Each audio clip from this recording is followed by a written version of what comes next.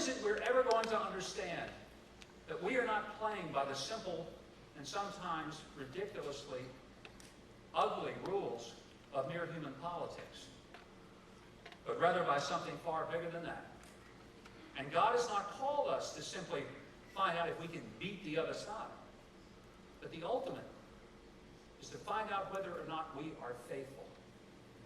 And when we can look around and find that there are others who are faithful, it is the greatest encouragement of our souls. And there are some things to which we should be faithful. Faithful to our calling. And that calling, by the way, is not a particular profession or vocation. I think one of the big mistakes we've made in the modern contemporary church is the notion that a calling means specifically that we have to be tied to a particular job from which we receive a paycheck. That's not biblical. It's cultural. There's nothing in the Scripture that says that there is some particular magic calling that makes some people get their paycheck from a church or a Christian organization, and they're closer to God than the people who teach school or who serve as police officers or who work behind the counter at a donut shop. Every Christian. Our calling is to be faithful. Faithful to the task that is ours. We're also supposed to be faithful to our capacity. One of my favorite parables in the New Testament is that of Jesus and the parable of the talents. He said one man was given 10, one was given 5, one was given 1 talent. A talent was a sum of money, not necessarily I could sing, I could dance. Vander Plaats was very happy to hear that because he can't dance.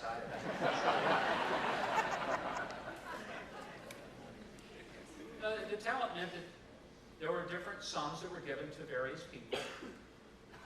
And you remember the story, and I'm not going to give you the whole long version, but the Reader's Digest version, of course, is that the person who had 10 went and took the 10 that he had, made 10 more with it. The person who had 5 took his 5, made 5 more with it, ended up with 10. And the person who only had 1 took that one, buried it in the ground, and didn't lose anything, but didn't gain anything either. The master comes back and he says, okay, what have you done with what I gave you? The person that had 10 said, hey, you gave me 10, I took that, made 10 more, I've doubled your investment.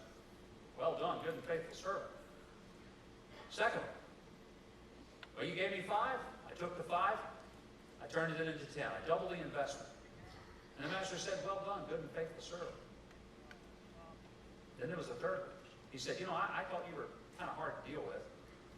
I was so afraid if I made an investment and I lost, you'd clobber me, so I just took mine, hid it in the ground, and I didn't lose anything, but I didn't gain anything. Here it is. You got exactly what you had to start with.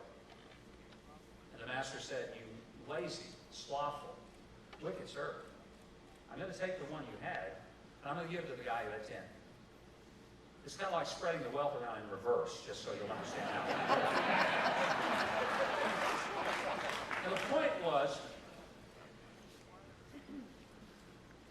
that he did not expect a person who had 5 to end up with 20.